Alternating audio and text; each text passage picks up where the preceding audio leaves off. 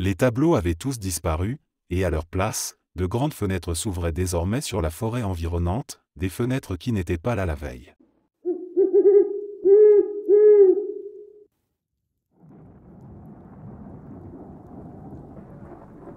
Il y a quelques années, on a retrouvé le corps d'un homme de forte corpulence dans les bois. Il avait été tué rapidement, proprement, sans grande violence apparente. Rien ne semblait vraiment étrange, sauf que 3 doigts manquaient à sa main gauche, la moitié de l'index, de l'annulaire et de l'auriculaire avaient disparu. Malgré des recherches intensives, les doigts n'ont jamais été retrouvés. Pas plus que d'indices clairs sur ce qui avait pu se passer. Quelques semaines plus tard, un deuxième corps fut découvert. Un homme, plus petit que le premier. Même constat, mort rapide, net, et les 3 mêmes doigts manquants. Toujours rien pour aider la police à comprendre. Le temps passait, et les cadavres continuaient d'apparaître, à intervalles réguliers. À chaque fois, une personne un peu plus petite que la précédente. Un jour, ce fut une femme. Puis une autre, plus jeune. Ensuite, ce furent des adolescents. Le même mode opératoire. Toujours la main gauche. Toujours les mêmes doigts. Toujours aucune piste. Mais un jour, sur le corps d'un jeune garçon, à peine adolescent, on nota une légère différence, seul l'annulaire et l'auriculaire manquaient cette fois. Plus étrange encore, les enquêteurs retrouvèrent une empreinte digitale sur les lieux. Ils la comparèrent avec celle de leur base de données, et tombèrent sur un match, elle appartenait à la victime précédente, celle dont les 3 doigts avaient disparu. C'est à ce moment-là que le narrateur, un moniteur de camp, s'interrompt, regarde fixement les enfants autour du feu, le regard sombre. « Vous savez ce que ça veut dire, hein » lance-t-il d'une voix grave. Le tueur cherche des doigts pour remplacer les siens. Et il n'a pas encore essayé ceux d'enfants de votre âge. D'un geste brusque, il enlève sa mitaine. Sa main gauche est couverte de cicatrices. L'index est visiblement mal formé, comme si on l'avait réparé de justesse, et l'annulaire ainsi que l'auriculaire sont coupés net à la moitié. Puis il pousse un cri, se jette vers les enfants en brandissant sa main mutilée. Après les hurlements et les rires nerveux, il leur révèle la vérité, il a perdu 2 doigts dans un accident de travail, et les chirurgiens ont à peine réussi à sauver son index. Depuis, il raconte cette histoire à chaque session du camp, juste pour voir qui sursautera le plus. Et il faut bien l'avouer, chaque année, ça marche.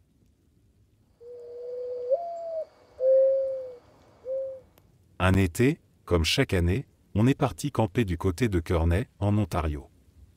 C'est notre coin habituel, on y va presque à chaque fois. On a nos petites habitudes là-bas, on installe toujours nos tentes en cercle autour du feu de camp, comme une sorte de campement tribal improvisé. Ce soir-là, c'était la première nuit. On avait bien attaqué, quelques bières, des joints qui tournaient, et certains d'entre nous étaient en plein trip au champi. L'ambiance était détendue, un peu flottante, comme toujours dans ce genre de soirée. Et puis, sans prévenir, un type qu'on ne connaissait pas débarque. Il traverse le cercle de tentes comme s'il avait toujours fait partie du groupe. Il se présente, impossible de me rappeler le prénom qu'il a donné, dit qu'il est dans l'armée et qu'il a décidé de profiter d'un peu de vacances pour camper seul. Il nous demande s'il peut se poser avec nous autour du feu, parce qu'il n'avait pas acheté de bois. On est tous un peu trop sympas, et surtout bien défoncés, donc évidemment, on lui dit oui. Il est même allé jusqu'à filer un billet pour le bois de chauffage, ce qui nous a mis en confiance. La soirée continue tranquillement, on rigole, on raconte n'importe quoi, bref, tout roule. Petit à petit, les uns après les autres, on file dormir. Moi, j'étais dans les premiers à aller me coucher, peut-être le 2e ou le 3e. Vers 4 heures du matin, je me réveille, encore un peu sous l'effet des champis, à cause d'un bruit. Le feu crépite de nouveau, comme si quelqu'un venait de le rallumer. Je jette un œil dehors, à moitié dans les vapes, et je vois le type assis tout seul sur un tronc, en train de parler, mais à personne. Il marmonnait, fixait les flammes. J'étais pas du tout en état de gérer ce genre de truc. J'ai pensé que c'était mon cerveau qui me jouait un tour, et j'ai replongé sous mon sac de couchage. Le lendemain matin, tout le monde était encore vivant, Ouf. Le feu était presque éteint, juste quelques braises qui fumaient encore. On a tous commencé à parler de ce qui s'était passé. Histoire de confirmer qu'on n'avait pas tous halluciné, on a comparé nos souvenirs. Et là, on se rend compte d'un truc, le gars n'a probablement jamais dormi. Les 2 derniers de notre groupe se sont endormis vers 3h30, et la première personne réveillée l'a été juste après 6h, il n'était déjà plus là. Son camp, juste à côté d'une autre, était nickel, pas une trace, pas une canette, même pas une empreinte de pas sur le sentier. Comme s'il n'avait jamais été là. On est resté un peu perplexe, mais bon, le reste du séjour s'est passé normalement et on est tous rentrés chez nous. Quelques années plus tard, 4 ou 5, je dirais, je tombe sur un journal télévisé. Et là, sur l'écran, le visage d'un mec arrêté pour une série de crimes, viols, meurtres, agressions. Et mon cœur a fait d'un bond. C'était lui. J'en suis presque sûr. Le type du feu de camp. Son visage m'a sauté à la figure comme une vieille photo oubliée qui remonte à la surface. Je ne sais pas pourquoi je m'en suis souvenu si clairement, mais il y a des moments étranges où le cerveau fait une capture d'écran sans prévenir, et là, c'était ce genre de souvenir figé. Je ne peux pas le prouver. On n'a pas pris de photos de lui à l'époque, pas de selfie souvenir.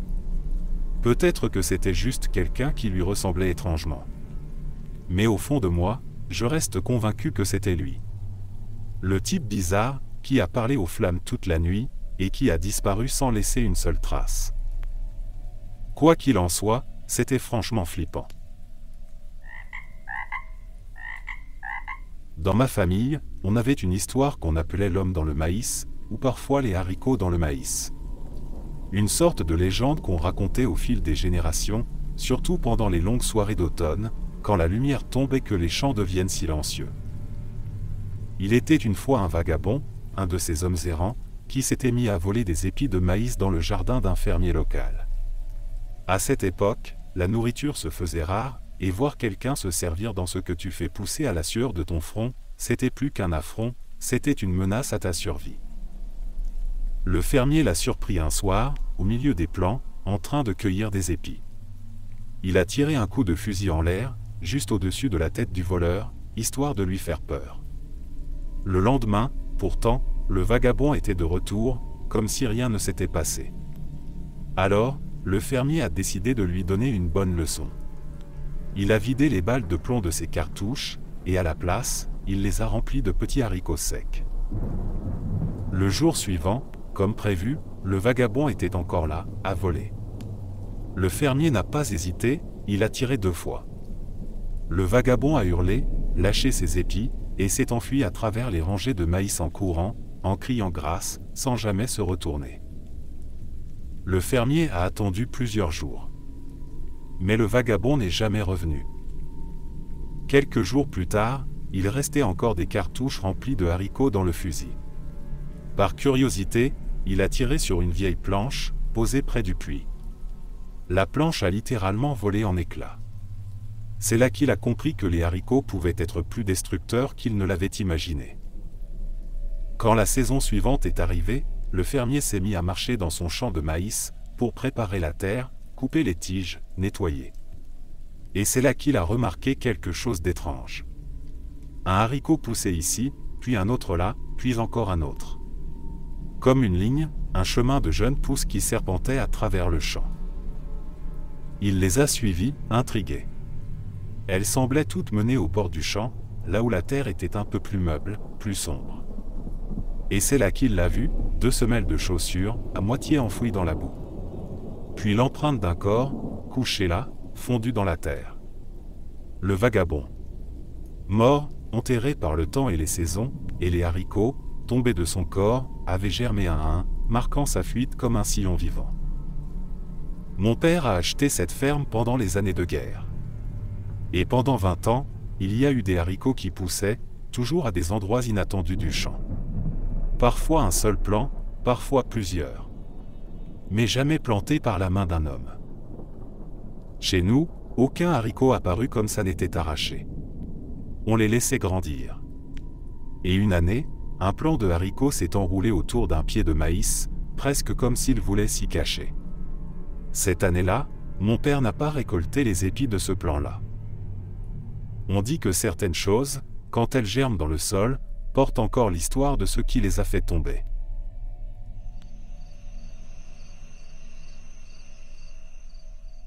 Quand je travaillais comme moniteur de camp, j'avais ma petite histoire de fantôme, celle que je racontais toujours pendant les veillées. Les autres animateurs en avaient aussi, mais moi, j'avais un truc bien à moi, une histoire qui collait à la peau, et surtout, un final imparable. L'histoire, en gros, c'était celle d'un fantôme. Pas un spectre triste ou errant, non, un vrai tueur de l'ombre. Ce type-là te poursuivait jusque dans tes rêves. Et il avait une règle bien simple, pour avoir la vie sauve, il fallait lui donner 2 dents. 2 vraies. Et en plus de ça, lui souffler le nom de 2 autres personnes. 2 victimes à sa place. Sinon, il revenait la nuit suivante. Et la suivante. Jusqu'à ce qu'il te prenne tout entier. Les enfants écoutaient toujours en silence. Certains se moquaient un peu au début. Mais plus je racontais, plus ils devenaient nerveux. Et je prenais mon temps. Je les regardais bien dans les yeux en disant que le fantôme savait toujours si quelqu'un ne respectait pas le pacte. Qu'il reconnaissait les mensonges. Et qu'il n'oubliait jamais un nom. Et puis, juste avant de les envoyer au lit, je jouais mon coup final. Ce que personne ne savait, c'est que quand mes dents d'adulte avaient poussé, il y en avait 2 qui n'étaient jamais sorties. Manquantes, comme disparues. Alors pendant quelques années, j'ai porté un appareil avec 2 fausses dents. Une nuit, après avoir raconté l'histoire, je profitais du silence lourd, je me tournais vers les enfants, et sans un mot. Je retirais discrètement mon appareil. Et je leur montrais un grand sourire. 2 trous bien noirs.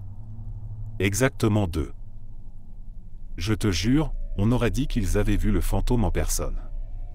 Certains criaient, d'autres devenaient pâles comme des draps. 1 ou 2 demandaient carrément à dormir avec la lumière allumée. Et moi?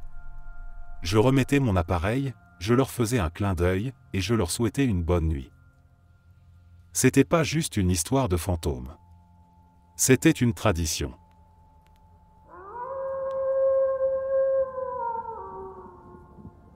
Quand mon oncle était à l'université, dans les années 80, il faisait partie d'une fraternité, vous savez, ce genre de groupe d'étudiants un peu élitistes qui organisent des soirées, des bizutages. Et dans sa fraternité, ils avaient un bizutage bien particulier pour recruter les nouveaux. Ils envoyaient 3 premières années, en pleine nuit, dans une vieille maison abandonnée à quelques kilomètres du campus. Une baraque énorme, style victorien, avec 3 étages, totalement en ruine. On disait que le père de famille qui y vivait autrefois avait complètement perdu la tête, tué sa femme et ses 3 enfants à coups de hache, puis s'était pendu depuis le palier du 2e étage. L'épreuve était simple, chaque recrue devait rentrer seul dans la maison à 3 heures du matin, avec une bougie et une allumette. 2 d'entre eux recevaient un objet en plus, le premier une hache, en référence au crime, le second une corde, pour la pendaison. Le 3e, juste une allumette supplémentaire. Parce qu'on disait que la première bougie s'éteindrait, quoi qu'il arrive. L'épreuve consistait à monter jusqu'au grenier, en s'arrêtant à chaque étage pour montrer leur bougie allumée à la fenêtre. Histoire de prouver qu'ils allaient au bout du défi. Ce soir-là, mon oncle était avec 4 autres membres de la fraternité, planqués à distance pour observer les fenêtres. Il faisait froid, le ciel était couvert, la lune presque pleine. Ambiance parfaite. Le premier étudiant s'approche avec la hache, entre, craque son allumette, et la flamme avance de fenêtre en fenêtre, jusqu'au 2e étage, puis s'éteint. Silence. Inquiétude. Peut-être juste un courant d'air? Ils envoient le 2e, celui avec la corde. Même scénario. Flamme qui monte, puis plus rien. Le 3e est déjà en panique, mais les anciens le rassurent, rient, disent que les 2 autres doivent juste se planquer pour faire les malins. Alors il y va. 2 allumettes. Même résultat. Sauf que cette fois, rien ne revient. Pas un son. Pas un éclat de rire. Pas de retour. Mon oncle et ses potes attendent. 1 heure. 2 heures. Rien. Énervé, il décide de rentrer. Lendemain matin, toujours pas de nouvelles. Là, il commence à flipper. Alors il retourne à la maison. Et ce qu'il découvre les hante pour le restant de leur jour. Au sommet des escaliers du 2e étage, le premier est étendu, face contre terre, la hache plantée dans le crâne. Le 2e pend au-dessus du vide, étranglé par sa propre corde. Le 3e, disparu. Jamais retrouvé. Juste des traces de pas dans la poussière, jusqu'à une fenêtre ouverte. Il est devenu le seul suspect. Pas de mobile, pas d'explication. Et pourtant, il n'a jamais refait surface. Le scandale éclate. La fraternité est dissoute. Mais l'affaire est classée, faute de preuves. Mais voilà le truc le plus bizarre. Chaque année, à la date exacte des meurtres, un des anciens membres de la fraternité meurt. Un par un. Suicide. Accident. Overdose. Toujours quelque chose. Toujours cette nuit-là. Et bientôt, mon oncle est le dernier survivant. 12 ans après cette nuit, il vend tout, abandonne sa vie, et devient un vagabond. Peut-être pensait-il pouvoir fuir ce qui l'attendait. On ne sait pas vraiment pourquoi. Tout ce qu'on sait, c'est comment on l'a retrouvé. 2 jours après l'anniversaire. Dans un wagon de marchandises, seul, raide mort, les yeux écarquillés, figé dans l'horreur. À côté de lui, une bougie et 2 allumettes brûlées. Et gravé à même la porte métallique du wagon. Ah! C'est là que tu cries comme un possédé et que toute la tente vole en éclats. Et ensuite? On leur dit qu'il faut marcher 20 minutes dans les bois pour rentrer au camp. En silence. Bonne nuit les enfants.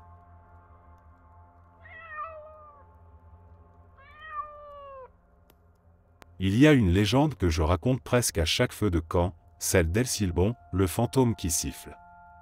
C'est une vieille histoire originaire du Venezuela, mais elle voyage bien, surtout les nuits froides et sans lune, quand le vent se faufile entre les arbres et que les routes de campagne semblent infinies. On dit qu'à certaines heures, dans les coins reculés d'Amérique du Sud, mais parfois ailleurs, pour ceux qui savent écouter, on peut entendre un sifflement venir de la route. Pas un chant joyeux ni une mélodie humaine, non. Un sifflement étrange, lancinant, presque hypnotique. Et ce sifflement, il a une particularité. Quand il est fort, c'est qu'il est loin. Quand il est faible, c'est qu'il est juste là. Tout près. À quelques pas. Peut-être déjà derrière toi. C'est là toute l'horreur d'El Silbón, il inverse notre instinct. On croit qu'on est en sécurité quand le son s'éloigne. Mais en réalité, c'est à ce moment-là qu'il est en train de tendre la main. Il est rusé, le Silbón. Il paraît qu'il ressemble à un paysan, un grand chapeau de paille, des vêtements en lambeaux, un corps mince comme un brin d'ombre, et un visage, vidé de toute vie. Son aura est glaciale, presque invisible, comme un souffle d'hiver qui colle à la peau. Quand il arrive devant ta porte, il ne frappe pas. Il s'assoit. Et là, il commence à compter. Lentement. Les crânes de ses victimes, un par un. Tu dois écouter. Tous. Chaque chiffre. Chaque nom murmuré dans la nuit. Si tu détournes l'oreille, si tu ne l'écoutes pas jusqu'au bout, alors, c'est l'un des tiens qui le paiera. Un membre de ta famille mourra, et rejoindra sa collection de crânes. Et la boucle recommencera, ailleurs, une autre nuit. Ce n'est peut-être pas l'histoire la plus terrifiante que je connaisse, mais je t'assure qu'après l'avoir entendue, chaque sifflement dans le vent semblera un peu plus suspect. Et le plus étrange, c'est qu'El Silbón ne s'arrête jamais. Il marche, encore et encore.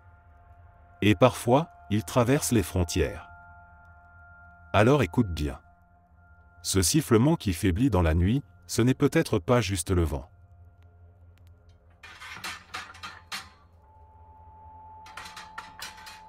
Je me souviens d'une histoire qu'un de mes chefs scouts nous avait racontée pendant un camp, j'avais peut-être 7 ans. C'était censé se passer à l'époque des pionniers, quand les colons partaient vers l'ouest, pleins d'espoir et d'illusions, à la recherche d'or ou, au pire, d'un bout de terre où construire une nouvelle vie. Un homme et sa femme faisaient partie de ces aventuriers. Après des mois de voyage, ils tombent enfin sur ce qu'ils cherchaient, une parcelle magnifique, isolée, fertile. Parfait pour s'installer. L'hiver approchait vite, alors ils construisent une cabane de fortune, avec l'idée de bâtir quelque chose de plus solide une fois le printemps revenu. Le coin regorgeait de gibier, alors ils n'étaient pas trop inquiets pour la nourriture. Mais les choses ne se passent pas comme prévu. Le froid est brutal. La neige tombe sans relâche. Les réserves s'épuisent. Et bientôt, le gibier disparaît. Pas un lapin, pas un oiseau, pas même une empreinte dans la neige. Les jours passent, et les deux commencent à mourir à petit feu, de faim, de froid, de solitude. La femme, affamée, commence à délirer. Le mari, voyant qu'ils ne tiendront plus longtemps, décide de tenter sa chance et de partir chasser. Il rassemble ses dernières forces, s'emmitoufle tant bien que mal et s'enfonce dans les bois gelés. Il promet à sa femme qu'il reviendra avec de quoi les sauver tous les deux. Il passe 2 jours dehors, dormant sous des abris de fortune, s'échauffant comme il peut autour de maigres feux de camp. Le 3e jour, alors qu'il est presque prêt à abandonner, il aperçoit enfin un lapin, gros, dodu, une bénédiction tombée du ciel blanc. Il épaule son fusil, vise, tire. Coup parfait. Il tient sa proie, et avec un regain d'énergie qu'il ne pensait plus avoir, il rentre, le cœur plein d'espoir. Mais pendant ce temps, chez eux, sa femme a trouvé une autre solution à sa faim. Dans sa folie, elle a commencé à croire que ses doigts, gelés et insensibles, étaient des biscuits. Lentement, méthodiquement, elle a rongé leur chair, un à un, jusqu'à ne laisser que les os. Puis elle est remontée le long des bras. La douleur n'était plus là. Juste une faim dévorante. Une obsession. Elle a continué à se dévorer, centimètre par centimètre, jusqu'à ses lèvres qu'elle a mâchées comme de la croûte de pain rassis. Quand le mari arrive enfin à la cabane, le lapin encore gelé dans les mains, il ressent un frisson, quelque chose cloche. Il pousse la porte, s'attendant au pire, trouver sa femme morte, figée dans le froid. Mais ce qu'il voit est bien pire. Sur le sol, une silhouette à moitié humaine, à moitié autre chose. Une créature tordue, aux os nus, aux dents exposées par l'absence de lèvres, qui rampe vers lui en claquant des mâchoires. Elle n'est plus tout à fait morte. Mais elle n'est plus vivante non plus. C'est là que, dans mon souvenir, un des scouts a hurlé qu'on arrête l'histoire. Et le chef, presque un peu déçu, a posé une main sur ses genoux en souriant. Moi, j'étais plus que soulagé. J'étais terrifié. Et même maintenant, des années plus tard, chaque fois que je suis près d'un feu de camp, dans les bois, et que le vent fait craquer une branche, je repense à ce regard sans paupières, et à cette faim qui ne meurt jamais. Mon père était un homme aux talents créatifs infinis, capable de vous faire frissonner ou rêver, selon l'humeur du moment. Il n'était jamais à court d'histoire. Mais il y en a une, en particulier, qui m'est restée, gravée dans ma mémoire comme une vieille cicatrice chaude, me traversant encore parfois au détour d'une pensée. Il racontait l'histoire d'une civilisation perchée au bord du gouffre. Une ville bâtie sur une falaise, majestueuse mais instable, dont les bases se fissuraient lentement, rongées par le vent et les vagues. Le tumulte de la mer venait frapper la pierre en contrebas, encore et encore. Une menace visible. Concrète. Indéniable. Et pourtant, personne ne réagissait. Tous voyaient bien le danger. Tous savaient, mais rien n'était fait pour l'éviter. Le vrai problème, disait-il, c'était que pour sauver la ville, chacun devait faire un sacrifice. Abandonner une part de son confort immédiat, de ses envies personnelles, pour le bien de tous. Mais les gens se consolaient en disant que la ville était là depuis des siècles. Qu'elle avait toujours tenu. Elle tiendrait bien encore une génération. Alors ils continuaient de bâtir, toujours plus haut, toujours plus profond. La ville s'élargissait, se densifiait, se chargeait de richesses et de biens inutiles. Chacun ajoutait sa propre plume à la charge. Et tous pensaient, ce n'est qu'une plume. Une simple plume ne peut faire s'effondrer une falaise.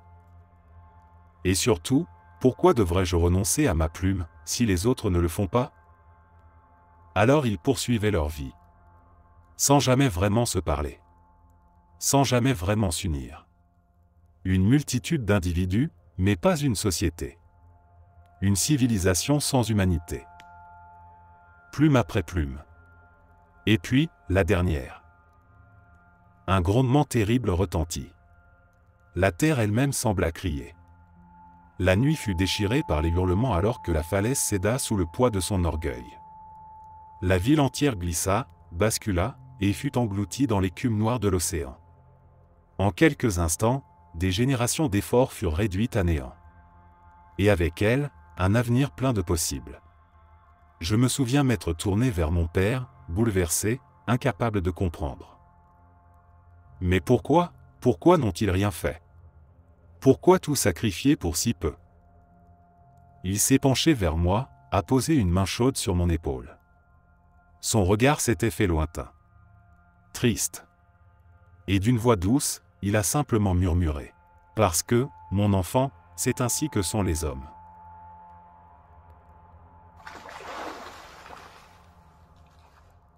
Il y a une sorte de légende dans ma famille, une croyance tenace que notre vieux chalet est toujours sous la garde de mon arrière-arrière-oncle.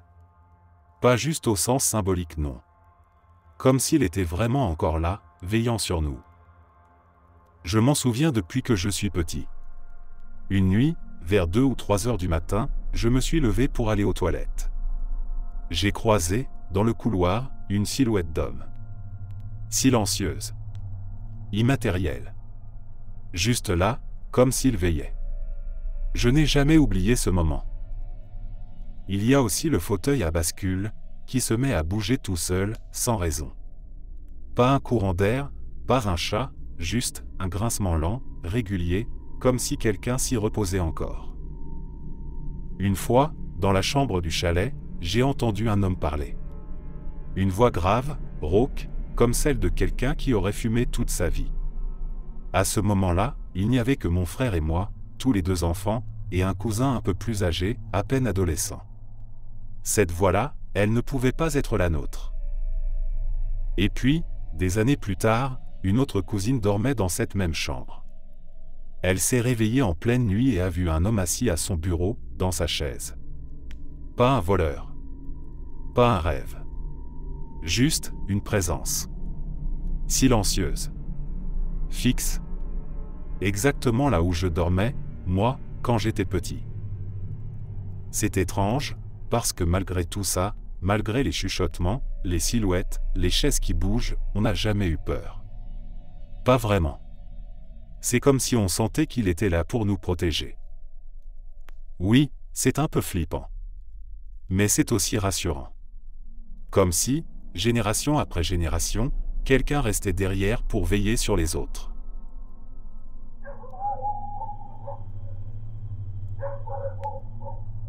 C'est assez simple, je ne vais pas tourner autour du pot. Un jour, alors que j'étais dans mon jardin, mon voisin est entré dans ma cour. Il avait l'air épuisé, presque méconnaissable. Il portait un pyjama, les cheveux en désordre, les yeux profondément enfoncés dans leurs orbites. Il avait clairement perdu beaucoup de poids. Je me suis redressé et, pour alléger l'ambiance, je lui ai lancé une petite blague, un truc du genre. Ce serait une belle journée pour aller à la plage, s'il ne faisait pas aussi froid. Rien de génial, mais bon, ça me semblait amical. Il n'a pas réagi. Pas un sourire. J'ai juste pensé que j'étais nul en blague, ou qu'il ne se sentait vraiment pas bien. Une semaine plus tard, je croise sa femme à la poste. Elle est devant moi dans la file, en train d'envoyer une 12aine de colis.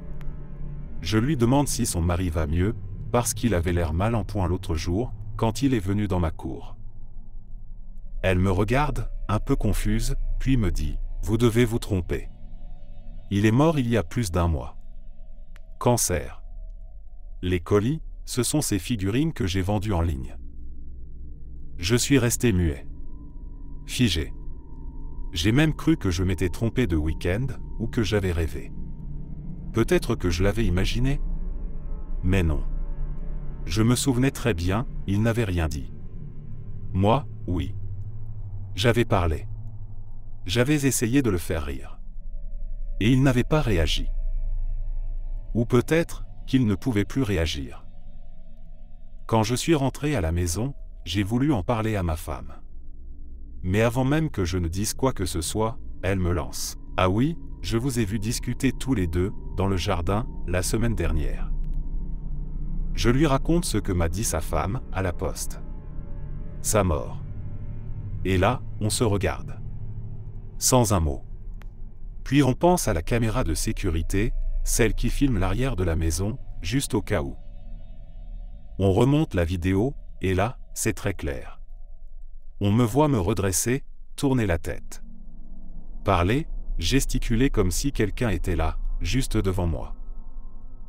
Mais sur la vidéo, il n'y a personne d'autre que moi dans le jardin.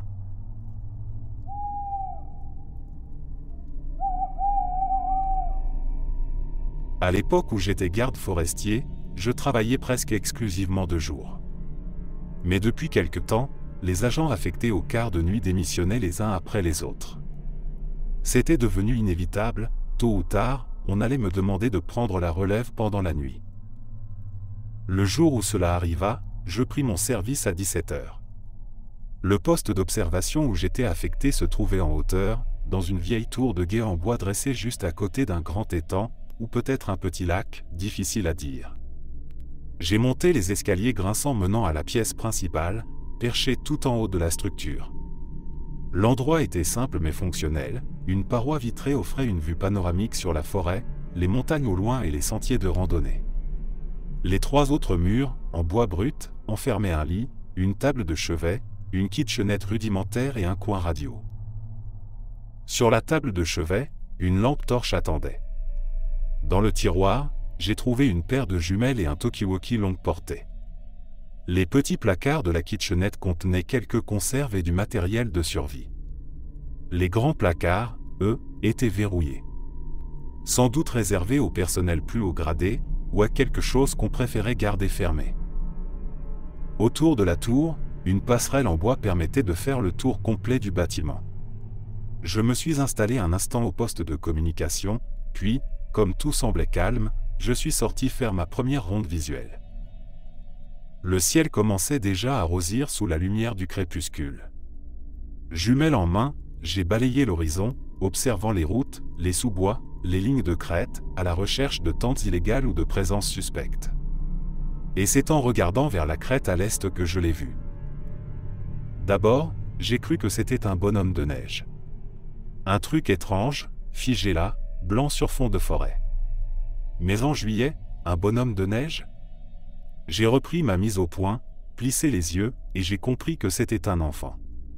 Ou plutôt, quelqu'un de petite taille, recouvert d'un drap blanc avec 2 trous grossièrement découpés à la hauteur des yeux. Il se tenait parfaitement immobile, tourné vers la tour. Et il me regardait. La scène avait quelque chose de profondément dérangeant. L'image du déguisement en forme de fantôme, aussi simpliste que sinistre, évoquait ces vieilles histoires d'Halloween.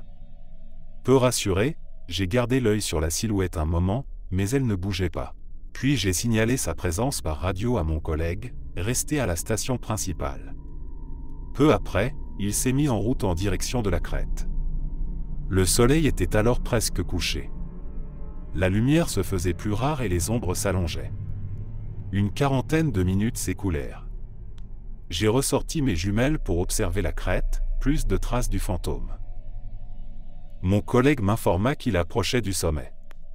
Je l'ai prévenu que la silhouette avait disparu, et il s'est mis à fouiller les alentours. Quelques minutes plus tard, je vis le faisceau de sa lampe torche danser dans le lointain. Il semblait ne rien trouver, et s'apprêtait à me le faire savoir, quand soudain, sa lampe s'éteignit brutalement. La radio émit un grésillement sec, puis plus rien. Juste du silence. Un frisson glacé me traversa la colonne vertébrale. C'est à ce moment-là que j'ai entendu un hurlement. Un cri humain, mais déformé, rauque, venu du bas de la tour. J'ai pointé ma lampe torche vers l'escalier en spirale, et mon sang s'est figé. Juste entre la tour et le bord de l'eau, une femme se tenait là. Si l'on pouvait encore l'appeler ainsi. Sa peau avait une teinte livide, bleutée. Ses yeux, ou plutôt ses orbites vides, semblaient fixer la lumière. Mais ce qui m'a le plus terrifié, c'est l'état de son corps, ses bras, ses jambes, sa nuque, tout semblait tordu, brisé, comme si elle avait été jetée du haut d'un immeuble puis recollée n'importe comment. Et pourtant, elle bougeait. Non, elle fonçait. Elle s'est mise à grimper les marches à une vitesse que je n'avais jamais vue, même chez les meilleurs athlètes. Son allure n'avait rien d'humain. Paniqué, j'ai reculé dans la pièce, verrouillé la porte, attrapé un couteau de cuisine et me suis caché contre le mur, le souffle court. Impossible qu'elle monte aussi vite. Même en bonne santé, personne ne pouvait grimper ces marches comme ça. Puis, un clac résonna dans le silence. Le bruit métallique d'une serrure qui cède. Lentement, j'ai tourné la tête. L'un des grands placards, pourtant fermé plus tôt, était maintenant entrouvert. Et dans l'ombre de l'armoire, le fantôme. Le même que sur la crête. Immobile. Me fixant. Je n'ai pas bougé. Je n'ai même pas respiré. Jusqu'à ce que, le tissu se mette à trembler, et un rire d'enfant en sorte. Un petit rire mal contenu, que je reconnus aussitôt. En un éclair, j'ai arraché le drap. C'était l'un des fils de Donnie. Dans ses mains, un talkie-walkie. À travers la radio, la voix hilare de mon collègue s'est fait entendre. Tout cela, c'était une farce. Un piège. Un moment de divertissement orchestré dans mon dos. J'étais furieux. Mais je n'ai même pas pris la peine de répondre à leurs blagues. Car il restait un détail que personne ne semblait vouloir expliquer, la femme. Celle au bas de la tour. Celle qui avait hurlé. Celle qui avait couru. Ce n'était pas une mise en scène. Mon collègue l'a confirmé, d'ailleurs, il n'avait mis personne en bas de la tour. Pas d'actrice. Pas d'amis déguisés. Rien. Je n'ai pas attendu le lever du jour pour prendre ma décision. À la fin de ma garde, j'ai posé ma démission. On ne plaisante pas avec ce qu'on ne comprend pas.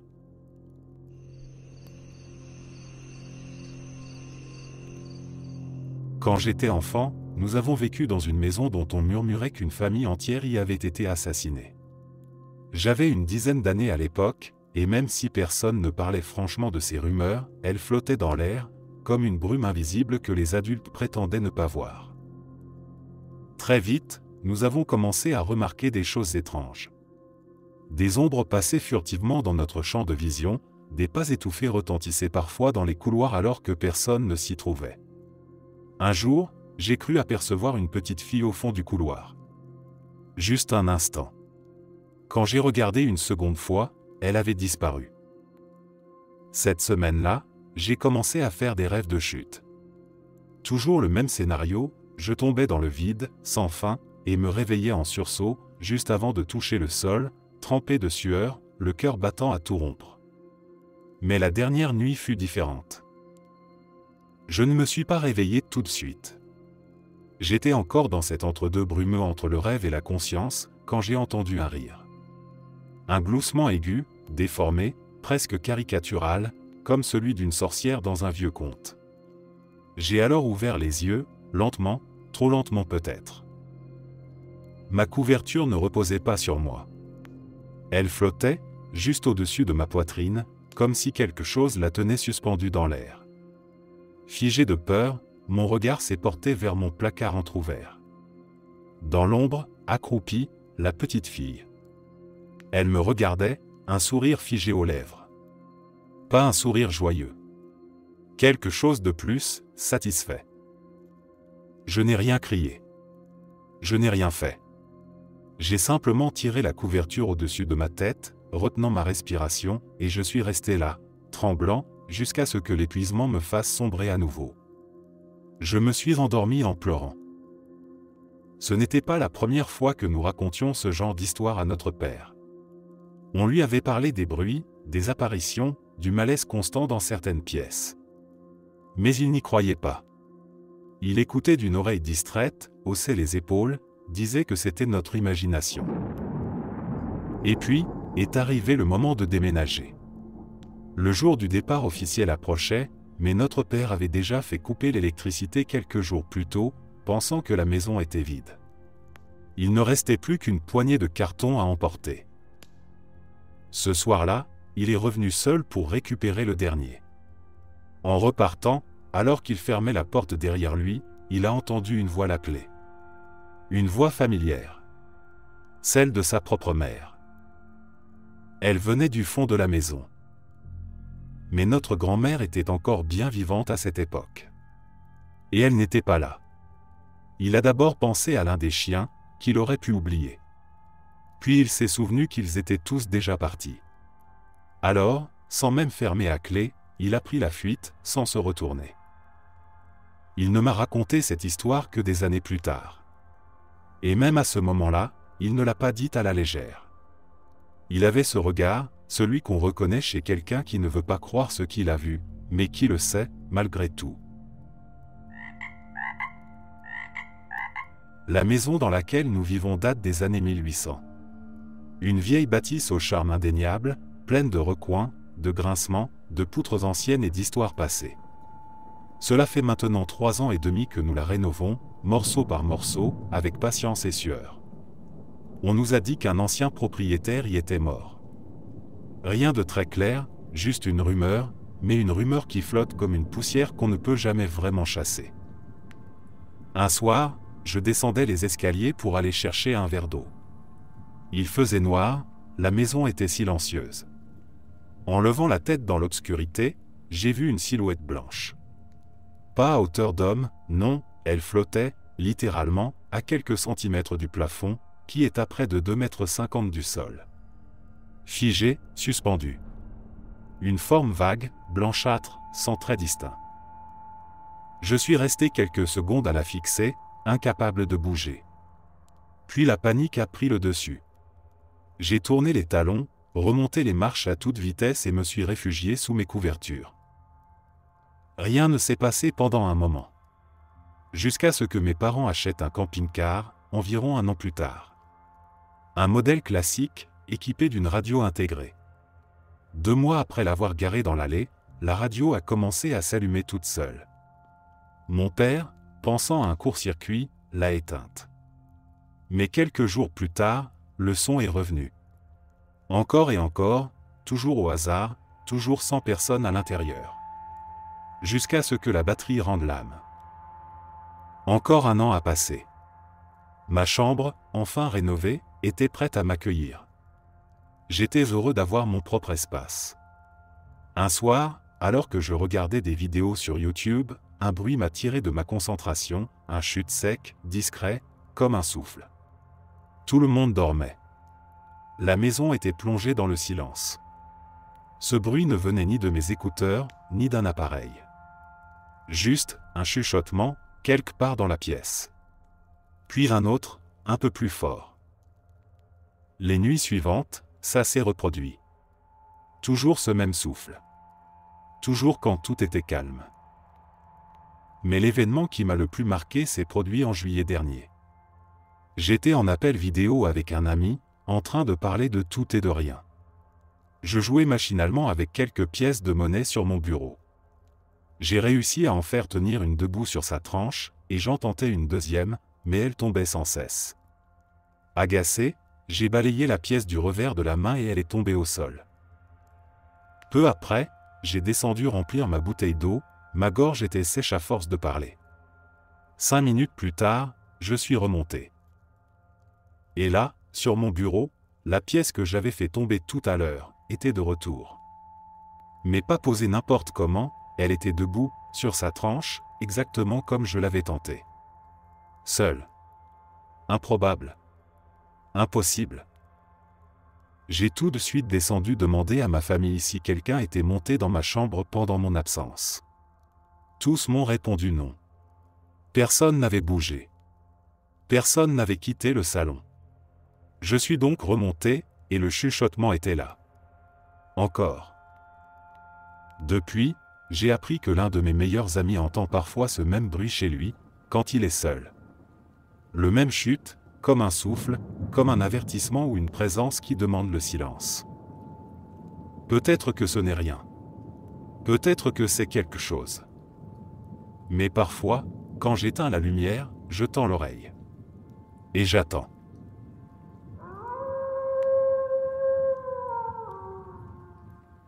C'était devenu un rituel, un incontournable des vacances en famille ou entre amis, les histoires autour du feu. La règle était simple, presque sacrée. Il devait faire nuit noire. Tout le monde devait avoir bien mangé, les enfants gavés de marshmallows fondus, les adultes un verre à la main, quelque chose de fort, de pétillant ou d'âgé, selon les goûts. Et surtout, il fallait que ce soit passé l'heure du coucher, ce moment suspendu où l'interdit devient amusant. On s'asseyait tous autour du feu, un cercle un peu flou fait de couvertures, de chaises pliantes bancales, de coussins ramenés du salon. Et là, l'histoire commençait. Le principe était aussi simple que redoutable, une seule phrase par personne, et chacun devait rebondir sur ce qui venait d'être dit. Tour à tour, en cadence lente, parfois haché par le suspense, d'autres fois ralenti par le fou rire. L'ambiance se faisait vite étrange, un peu mystérieuse, surtout quand c'était un adulte qui lançait le récit. Il savait toujours poser l'ambiance, glisser une note inquiétante dès la première phrase. Une ombre dans les bois, une porte qui grince sans raison, une voix chuchotée au fond d'un puits. Mais inévitablement, au bout de quelques tours de cercle, malgré les frissons qui parcouraient les plus jeunes, malgré la tension bien ficelée, quelqu'un, souvent un ado, glissait un mot, une image, un clin d'œil immature. Et puis, tout explosait. Des rires, des cris, des protestations. Et la boucle reprenait. Les adultes lançaient des apartés à double sens que seuls eux comprenaient vraiment. Les enfants faisaient semblant de ne rien entendre, mais prenaient des notes mentales. Ce jeu a duré des années. Des soirs et des soirs, chaque été, chaque automne. Et puis un soir, après 6 ans de récits plus ou moins effrayants, d'intrigues tordues, de monstres, de malédictions, et de fins absurdes, Johnny, le plus jeune des cousins, a pris la parole. Un silence s'est fait. Il a dit simplement, « Il était une fois un homme ». Et sans qu'aucun adulte ne se concerte, d'une seule voix, tous ont répondu, en éclatant de rire. Qui avait un pénis géant? Et voilà, fin de l'histoire, fin du jeu, fin d'une époque. Les enfants ont regardé les adultes, mi-choqués, mi-hilars.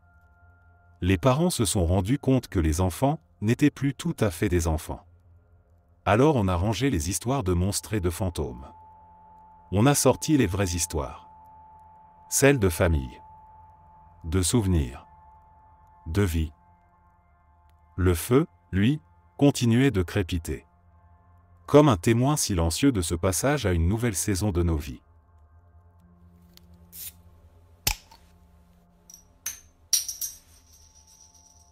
Par une nuit claire, sous un ciel baigné par la lumière argentée de la lune, un jeune homme et sa petite amie décident d'aller faire un tour en voiture.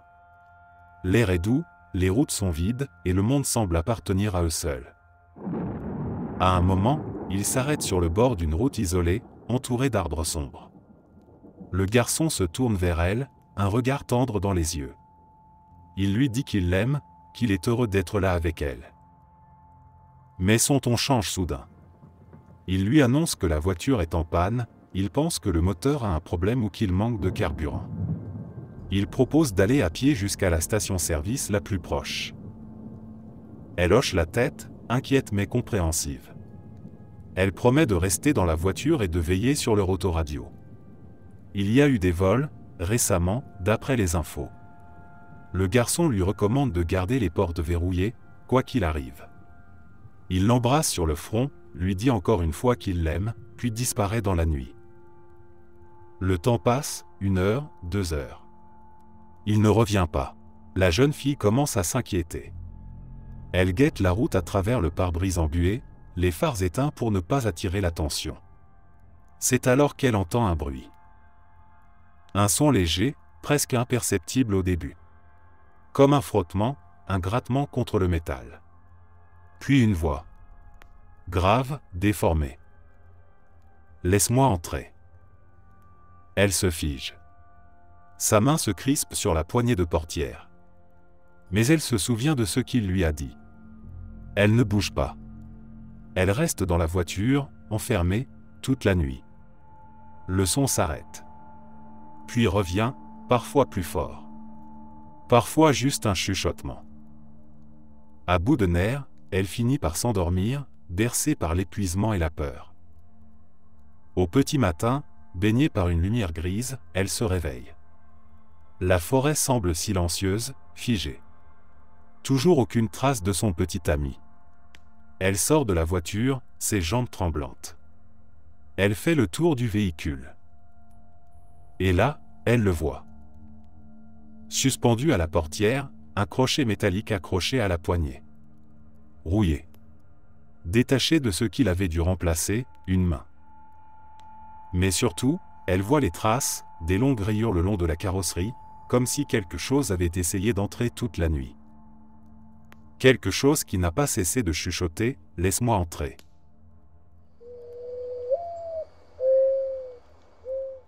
Nous étions en camp scout dans le nord de l'Utah. C'était une petite sortie, quelques randonnées faciles, un peu de pêche, du travail pour les badges. Rien de bien intense. Le lieu s'appelait Mirror Lake, selon notre chef scout, et il avait un vieil ami qui y avait campé environ 25 ans plus tôt. Cet ami était venu avec 2 autres gars, tous dans la vingtaine. Je ne me souviens plus de leurs vrais prénoms, alors appelons-les Steve, Mike et Jacob.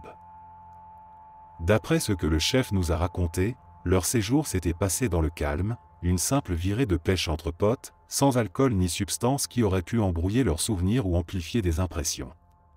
Mais la dernière nuit du séjour a tout fait basculer. Ils avaient passé la soirée au bord du feu, puis s'étaient couchés, Steve s'endormant en premier. Peu de temps après, lui et Mike se sont réveillés dans la tente à cause d'un bruit étrange au loin, sans doute un animal de l'autre côté du lac. En reprenant leurs esprits, ils se sont aperçus que Jacob n'était plus là. Au début, pas d'inquiétude, il avait sûrement juste eu besoin d'aller aux toilettes, il allait revenir.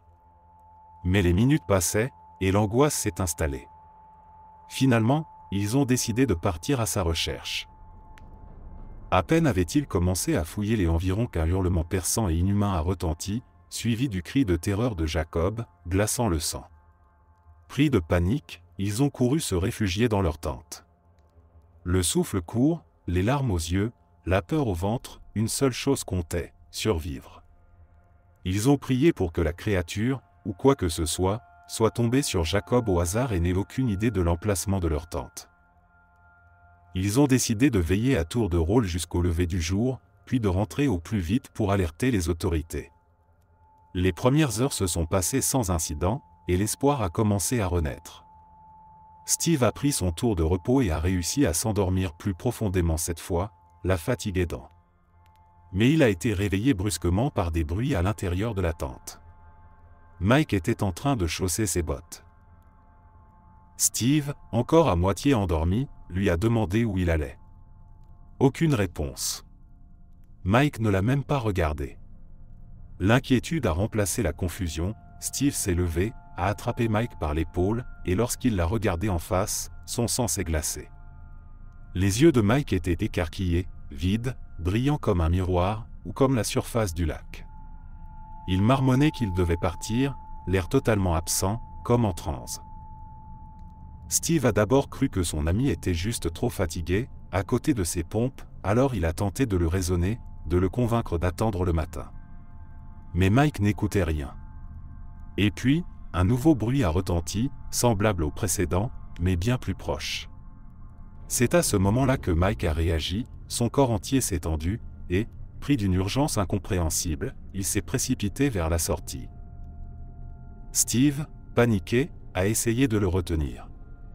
Il refusait de voir un autre de ses amis disparaître dans la nuit. Mike luttait, comme possédé. Il parvint à se dégager et commença à ouvrir la tente. Steve n'a pas réfléchi.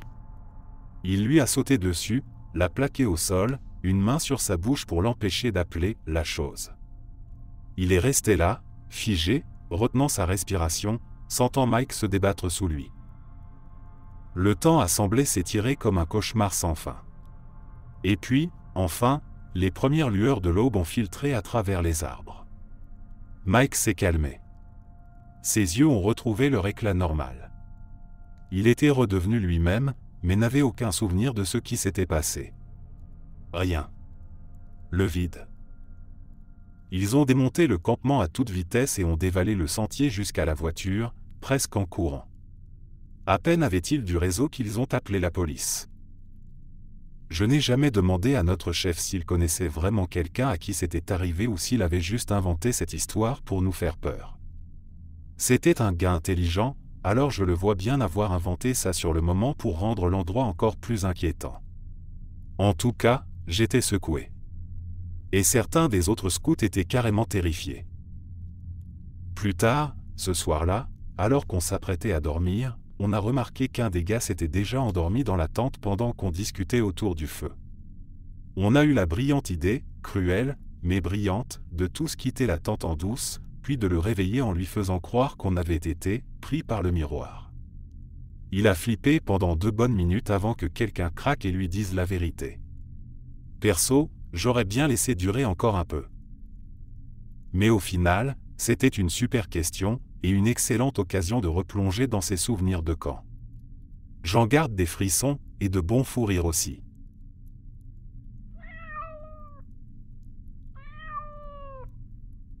Je travaille au milieu du désert du Nevada, dans une petite installation isolée, littéralement perdue au milieu de nulle part. Le retour chez moi prend environ 1 heure, à travers des étendues arides et silencieuses, sans âme qui vive. Un jour, c'est arrivé, ma voiture est tombée en panne sèche. J'avais toujours redouté que ce moment arrive, et voilà, le cauchemar devenu réalité. Il n'y avait pas d'autre solution que de commencer à marcher. Sur la route, je passais souvent devant un vieux motel à l'abandon ou presque. Une façade poussiéreuse, une enseigne clignotante à moitié cassée, du genre qu'on remarque à peine en roulant à 100 à l'heure. Je n'avais pas vraiment le choix. Après quelques kilomètres à pied, les chaussures pleines de sable et la gorge sèche, je suis arrivé au comptoir. J'ai demandé s'ils avaient de l'essence en réserve. L'homme derrière le bureau a acquiescé, mais m'a annoncé le prix avec un sourire tordu. Hors de question. Et je n'avais de toute façon pas assez d'argent sur moi.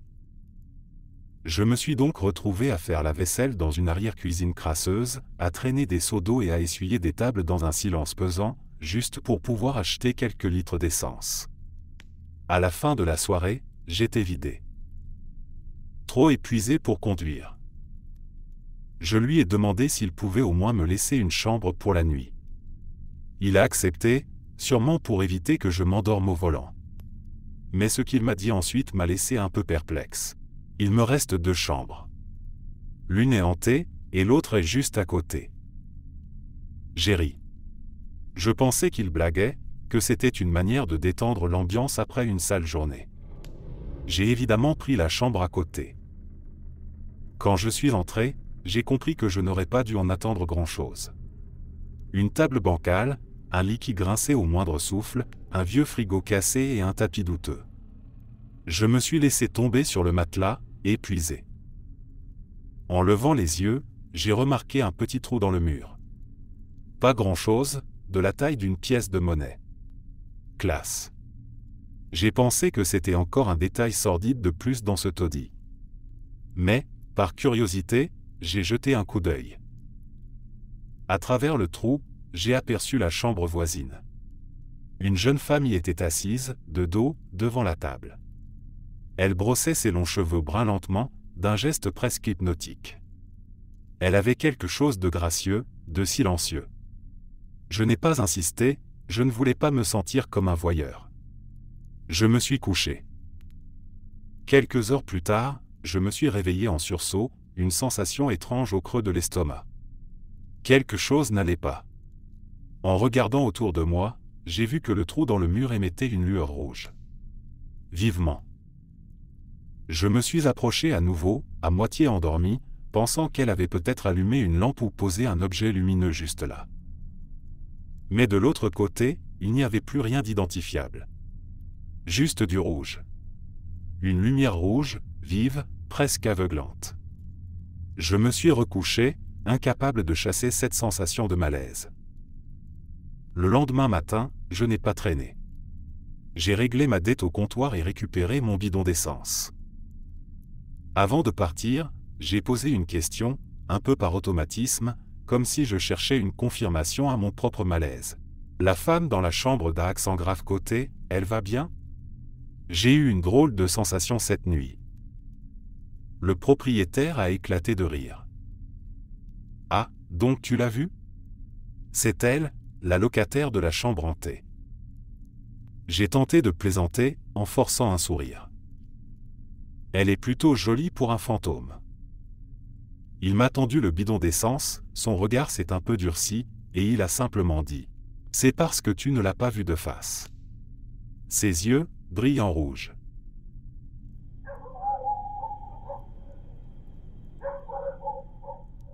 Un fermier rentrait chez lui par une nuit d'orage violente, traversant les vastes plaines avec son cheval. Le ciel grondait de plus en plus fort, la pluie tombait en rideaux denses, et les éclairs déchiraient l'obscurité avec une fréquence inquiétante. Bientôt, il réalisa qu'il était perdu. Rien à l'horizon que la pluie, le vent et la peur croissante de finir foudroyé ou gelé par le froid mordant. Il savait qu'il n'irait pas bien loin sans un abri. C'est alors qu'il l'aperçut. Au loin, à travers la brume et les rafales, une faible lumière jaune perçait les ténèbres. Une flamme vacillante, derrière une fenêtre. Un refuge. Il pressa son cheval, paniqué, vers la petite bâtisse. La peur dans le regard de l'animal égalait la sienne. Arrivé devant la maison, il attacha son cheval à la barrière de bois et frappa à la porte. Une vieille femme lui ouvrit, souriante, comme si elle l'attendait. Elle le fit entrer d'un geste accueillant. À l'intérieur, tout était calme et chaud. Le feu crépitait dans l'âtre. Un vieil homme était assis à la table, fumant une pipe. Il le salua d'un simple hochement de tête. La femme mit de l'eau à bouillir et servit rapidement une assiette de soupe fumante et une tasse de café aux voyageurs trempés. Reconnaissant, il leur raconta son histoire, sa traversée du désert et la peur de ne jamais trouver de refuge. Le couple l'écoutait en silence, hochant la tête de temps en temps. Il semblait presque hors du temps. Un éclair fracassa le ciel, si proche que les murs vibrèrent. Il sursauta, la cuillère tremblante entre ses doigts. Le vieil homme esquissa un sourire et lui tendit un peu de tabac, l'invitant à remplir sa pipe. Le fermier accepta avec gratitude. Puis, un dernier éclair, encore plus proche, accompagné d'un fracas qui sembla fendre la terre elle-même. Il hurla et bondit en arrière. Et soudain, plus rien. Il se tenait dehors, dans la nuit glacée, la pluie ruisselant sur ses vêtements. Il était seul. Trempé. Frigorifié. Devant lui, il n'y avait plus de maison. Rien qu'un terrain vague, jonché de pierres calcinées, vestige à peine reconnaissable. À quelques mètres, son cheval, toujours attaché, mais non pas à une barrière, à une simple branche tordue. Il ne réfléchit pas. Il monta d'un bond sur la selle et partit au galop, les yeux écarquillés, fuyant ce lieu comme s'il avait le diable aux trousses. Plus tard dans la nuit, il arriva dans une bourgade, complètement vidée, sale, grelottant. Il entra dans la taverne et raconta son histoire à qui voulait l'écouter. Les visages se fermèrent. Un vieil homme, assis au comptoir, hocha lentement la tête. Cette maison, elle a été frappée par la foudre, il y a des années. Le feu l'a réduite en cendres. On n'a jamais pu sauver les deux vieux. Le mari et la femme sont morts là, dans les flammes. Un silence lourd tomba dans la pièce. Le fermier, blême, sentit le froid remonter dans sa nuque. Pas à cause de la pluie, mais à cause de la soupe chaude, du café, du tabac, et des deux sourires qu'il avait accueillis, comme s'il l'attendait.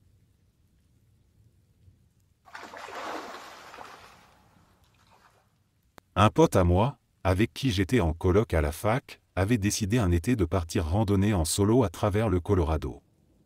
Le genre de mec un peu à part, tu vois le style, obsédé par les vinyles, convaincu que tout ce qui est vintage est forcément meilleur, et qui prend toutes ses photos uniquement avec des appareils argentiques. Un peu excentrique, mais pas dangereux, juste singulier. C'était une sorte de quête intérieure, un truc de reconnexion avec la nature. Il est parti pendant 2 mois. Et comme il avait pas mal d'expérience en camping, personne ne s'est vraiment inquiété. Quand il est revenu, il avait ce regard un peu lointain, apaisé. Il me racontait son périple, les montagnes, le silence, les nuits sous les étoiles. Un vrai cliché de randonneur mystique. Mais à un moment, il glisse, presque en passant. Il y a eu 2-3 jours où j'avais cette sensation étrange, comme si quelqu'un me regardait. Mais j'ai croisé personne sur le sentier. J'ai même cru voir une silhouette une fois, mais il n'y avait rien. Bon, sur le coup, je me suis pas attardé. Quelques jours plus tard, il va chercher ses pellicules développées chez le labo qu'il fréquente toujours. Il rentre à l'appart, me propose comme d'hab de regarder les clichés avec lui, sur la table du salon. Sauf que cette fois, je le sens bizarre. Moins bavard. Un peu tendu. Je feuillette les photos. Des paysages à couper le souffle. Son campement au bord d'un lac. Des petits déjeuners grillés sur un feu de bois. Classique. Et puis là, en plein milieu de la série, 4 photos. De lui. En train de dormir. Dans son sac de couchage. De nuit, pris de très près, à hauteur d'yeux. Il vivait seul, au milieu de nulle part.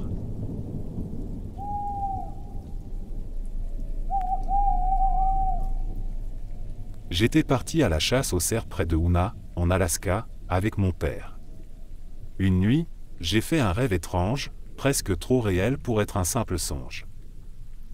Dans ce rêve, je me retrouvais en pleine forêt, et devant moi apparaissaient 2 cerfs d'un blanc éclatant, un mâle et une femelle. Des animaux magnifiques, presque irréels, du genre qu'on empaille pour les accrocher fièrement au mur. Je lève mon arme, je tire 2 fois. Le mâle s'échappe, mais la biche tombe, raide morte. Je la dépaisse, je retourne vers mon pick-up, le cœur un peu lourd mais satisfait. Et là, j'entends un bruit derrière moi. Je me retourne, et je le vois. Le même cerf blanc. Mais plus rien à voir avec la créature majestueuse de tout à l'heure. Cette fois, c'était une vision de cauchemar. Ses yeux brûlaient d'un rouge vif, presque incandescent, ses bois semblaient s'étirer jusqu'au ciel, comme des racines inversées. Sa fourrure, auparavant immaculée, était maintenant tachée de sang. Il n'avançait pas, il chargeait. Et moi, figé, pris par la terreur, je me suis mis à hurler. C'est à ce moment-là que je me suis réveillé. Trempé de sueur. Ce rêve m'est resté gravé en mémoire, comme une cicatrice mentale que le temps n'a jamais effacée. Des mois plus tard, lors d'un autre campement, dans un endroit complètement différent, alors que le feu de camp faiblissait et que les ombres dansaient autour de nous, j'ai décidé de raconter cette histoire comme un récit effrayant. Je l'ai raconté dans les moindres détails, jusqu'à conclure, un peu théâtralement. C'était flippant, ouais, mais heureusement, ce n'était qu'un rêve. Et là, mon père, resté silencieux tout du long, lève les yeux vers moi et lâche d'un ton calme. « Fiston, ce que tu as vu, c'est le cerf fantôme de Hoona. C'est une légende chez les natifs là-bas. » J'en suis resté bouche bée. La chair de poule. Ce n'était peut-être pas juste un rêve, après tout.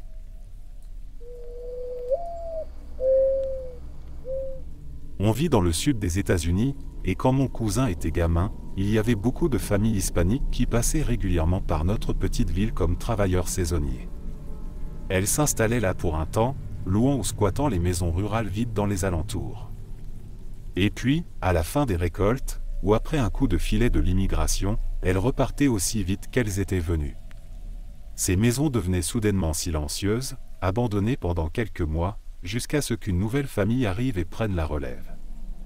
C'était un cycle connu.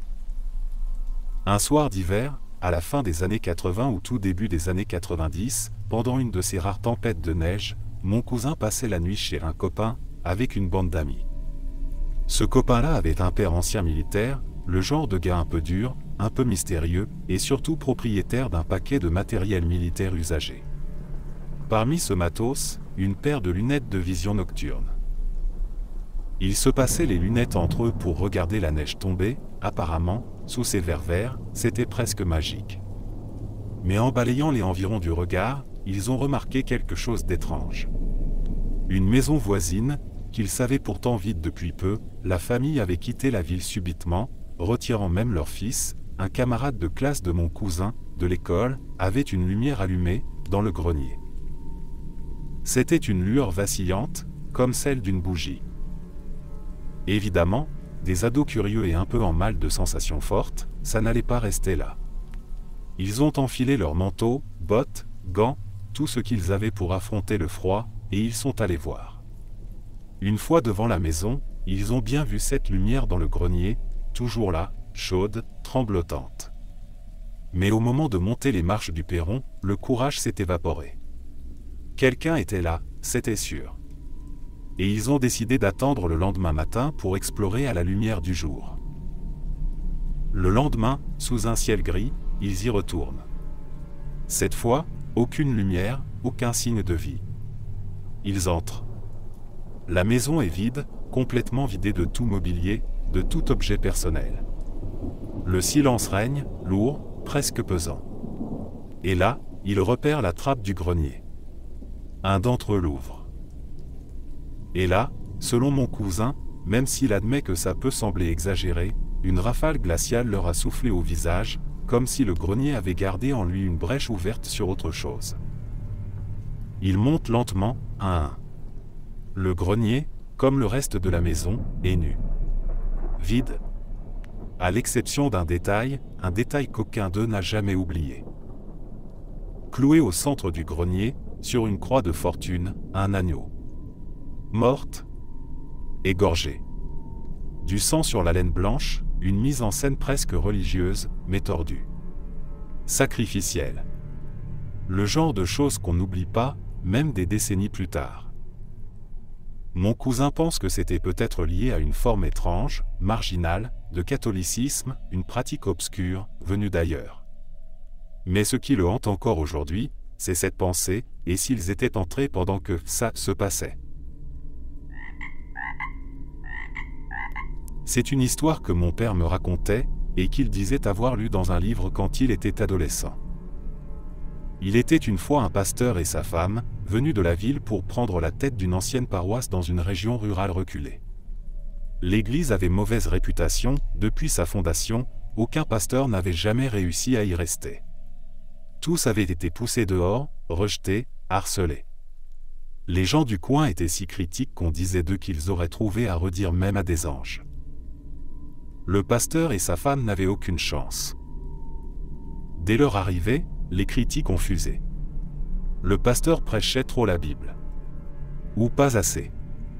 Sa femme, Alice, s'habillait trop élégamment, ou alors pas assez. Il était cupide et voulait s'enrichir. Elle était hautaine, prétentieuse. Et surtout, le crime suprême, il venait de la ville. Des étrangers. On leur refusait même un salaire suffisant pour partir. Ils étaient piégés, prisonniers d'un poste qu'ils n'avaient plus les moyens de fuir. Les critiques sont devenues de plus en plus virulentes, plus méchantes, plus personnelles. Jusqu'au jour où, à bout, brisée par tant de haine, Alice mit fin à ses jours. Le dimanche soir suivant ses funérailles, les anciens de l'église tinrent une réunion. Et là encore, au lieu d'un mot de compassion, ils s'acharnèrent sur le pasteur. Ils lui reprochèrent tout, jusqu'à sous-entendre que la mort de sa femme était sa faute. À cet instant précis, un cri déchirant se fit entendre. Un hurlement inhumain, glaçant. Et depuis le clocher, descendit Alice, hurlante, déchaînée, accusatrice. Elle portait ses habits funéraires. Ses cheveux étaient défaits, ses yeux fous, brûlants de rage et de douleur. Les anciens, terrifiés, prirent la fuite. Le dimanche suivant, alors que l'église tentait de se réunir de nouveau, Alice réapparut. Encore. Et encore. À chaque service, elle descendait du clocher, criant sa fureur, les chassant tous. Ils tentèrent un exorcisme. En vain, rien n'y fit. Finalement, l'église fut abandonnée. Et depuis, personne n'a réussi à s'y établir. Quiconque tente d'acheter le bâtiment ou d'y organiser quoi que ce soit est inévitablement repoussé par l'esprit vengeur d'Alice, la dame du clocher, entend encore et toujours l'église qu'on l'a forcée à mourir pour fuir.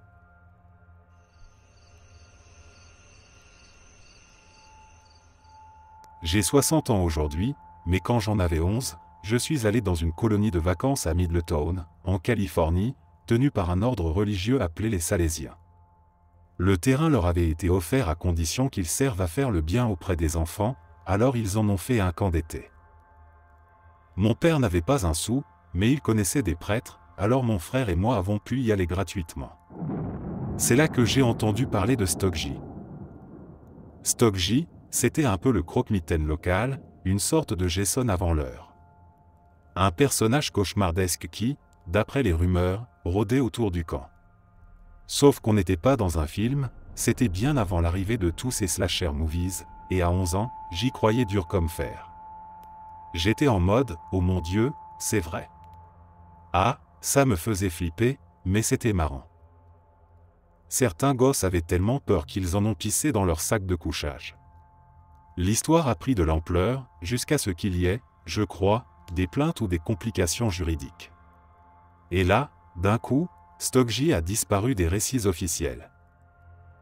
Heureusement, moi je n'ai jamais été agressé ou quoi que ce soit, ce qui, rétrospectivement, n'est pas une anecdote aussi anodine que ça en a l'air. Mais je pense encore à Stockji parfois. Comme un vestige d'une époque étrange, où la peur se mélangeait à l'excitation, et où l'innocence avait encore un goût un peu flou, un peu amer.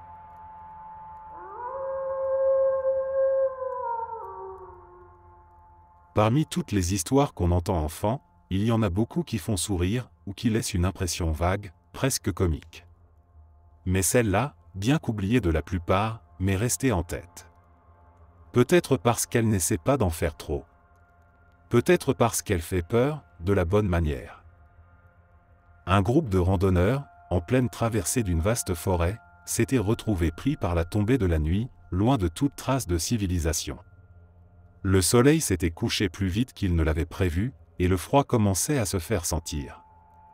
Ils cherchaient désespérément un endroit où passer la nuit, quand ils tombèrent sur une vieille cabane perdue au milieu des arbres. Une structure modeste, en bois usé, visiblement abandonnée depuis des années. À l'intérieur, l'ambiance était étrange mais accueillante, en un sens, les murs étaient couverts de tableaux anciens. Des portraits, tous peints à la main, représentant ce qui semblait être les anciens occupants des lieux. Une famille entière, peut-être.